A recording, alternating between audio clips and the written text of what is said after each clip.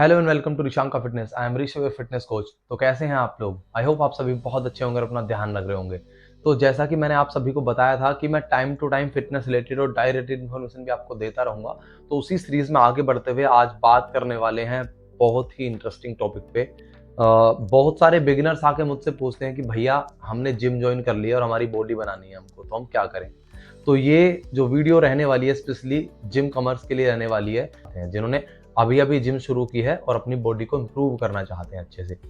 तो सबसे पहले तो मैं आपको बताना चाहता हूं कि बॉडी बनाना कोई मैगी बनाना नहीं है।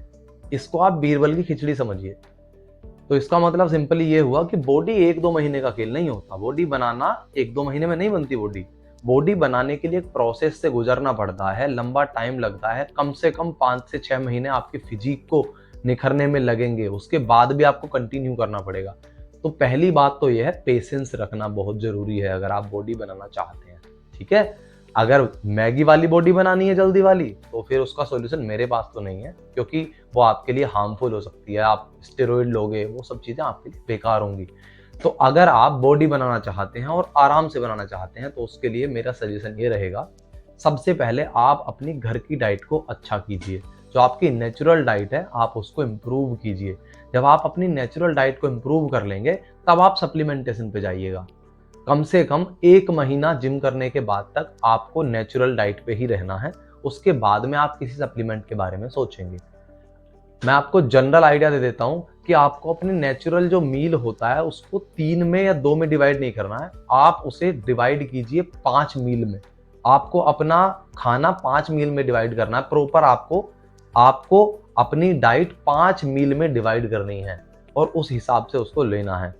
नंबर 1, जब आप सुबह उठेंगे, सुबह उठने के बाद में आप कॉफी ले सकते हैं।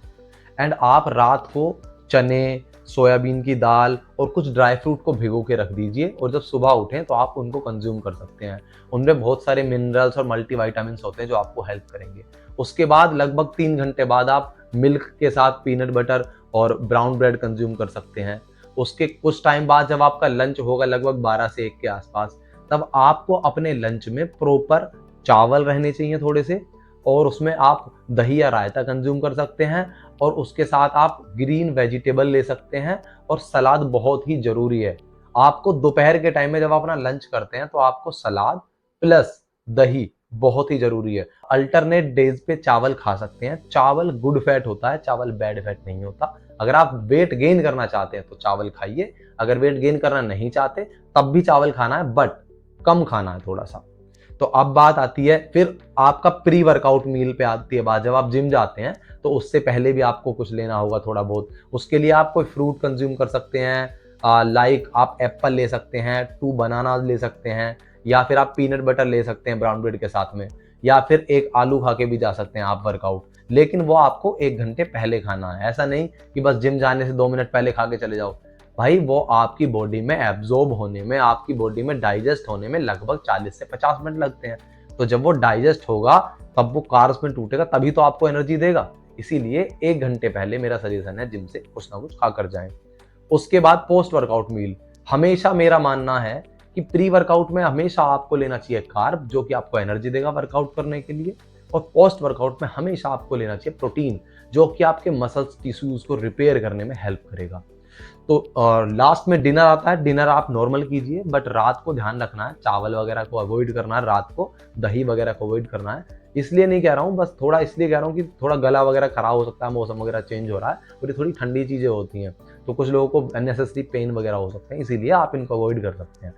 और आपको सोते टाइम मिल्क जरूर पी के सोना है। अगर आप मिल्क पसंद नहीं करते हैं तो पसंद करना शुरू कीजिए, क्योंकि मिल्क में बहुत सारे मिनरल्स और कैल्शियम होते हैं जो कि हमारी बॉडी के लिए, हमारी बोन्स के लिए बहुत अच्छे होते हैं।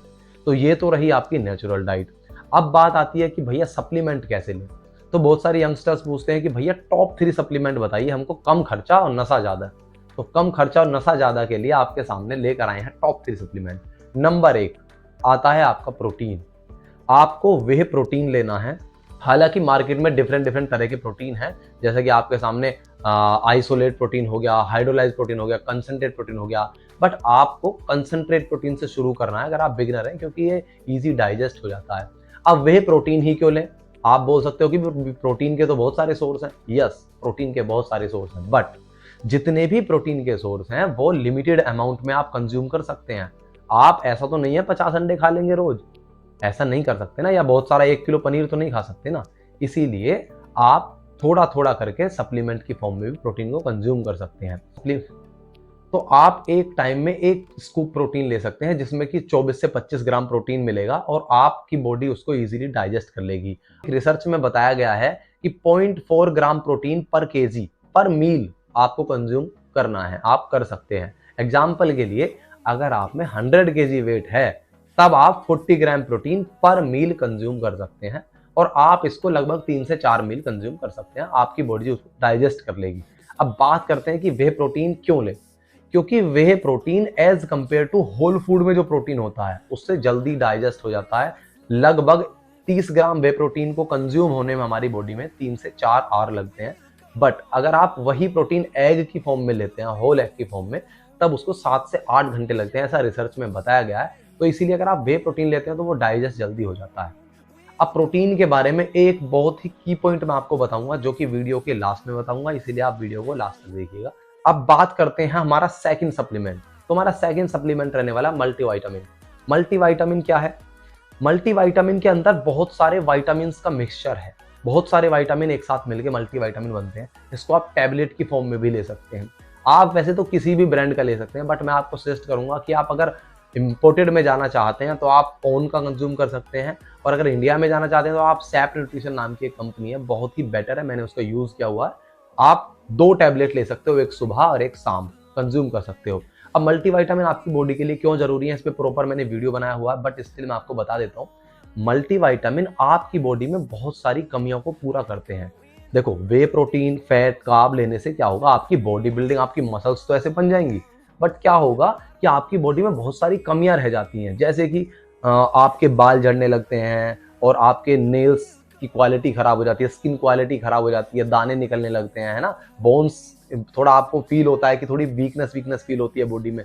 तो उस सब की पूर्ति करने के लिए जिंक आपकी नींद के लिए बहुत ज्यादा बेटर होता है, बायोटीन आपके बाल के लिए बहुत ज्यादा बेटर होता है, और थायमिन जिसे विटामिन B1 बोलते हैं वो आपके लिए बहुत ज्यादा इंपॉर्टेंट होता है, क्योंकि जो थायमिन होता है वो आपके कार्बोहाइड्रेट को एनर्जी में कन्वर्ट करता है, जो कि आपको आपकी परफॉर्मेंस को इंक्रीज कर देगा।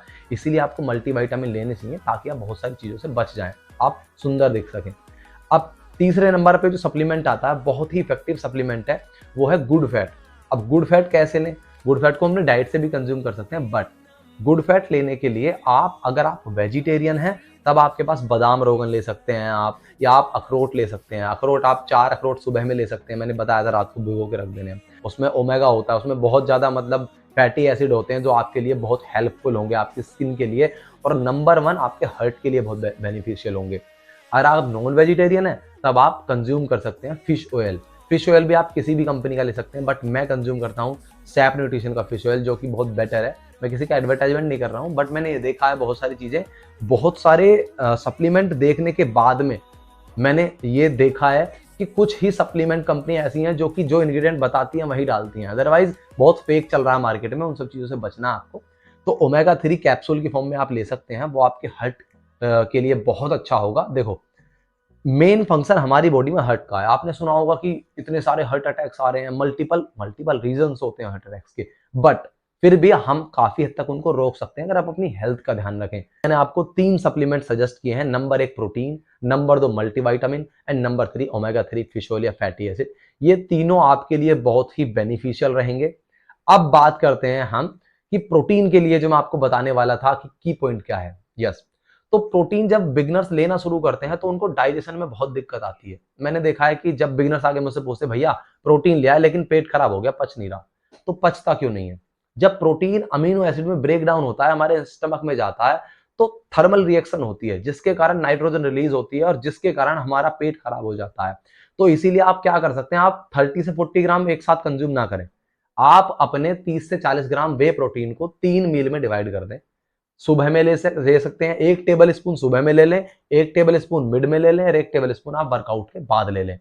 तो ये मैंने आपको बता दिया है कि आपको ये हेल्प करेगा और ये डाइजेस्ट हो जाएगा आपकी बॉडी में इजीली। तो मुझे लगता है कि मैंने जो बिगनर्स के लिए सप्लीमेंट के बारे में आपको बताया था वो सब आपको क्लियर हो गया होगा। एंड अगर आपको वीडियो अच्छा लगा तो प्लीज़ लाइक कीजिए, सब्सक्राइब कीजिए एंड हमको बहुत सारा प्यार दीजिए। Thanks for watching the video.